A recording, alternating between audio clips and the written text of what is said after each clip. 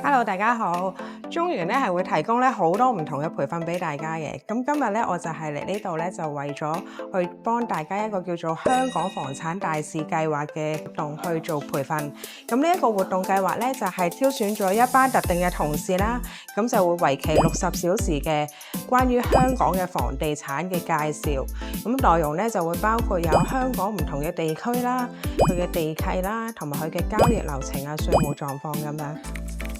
再加埋有啲勞工啊，同埋有啲優才嘅輸入咧，我哋咁而家香港8間大學啊，非本地學生嘅人數係有26,000幾人 ，OK， 一路係陸續增加嘅都。地就唔係好啦，咁所以就變咗咧，每年係會多咗好多人會留喺香港。佢讀書嘅時候可能會租樓，但係當佢嚟緊有7年喺香港，內地人係唔會租7年樓嘅，佢哋係會平平地去租到買一間自己住完，咁佢7年之後佢繼續留喺香港又好，定係去第二度都好，咁佢間屋會有升值啦，咁佢亦都可以再租出去啦。咁所以呢個就係嗰個需求啦。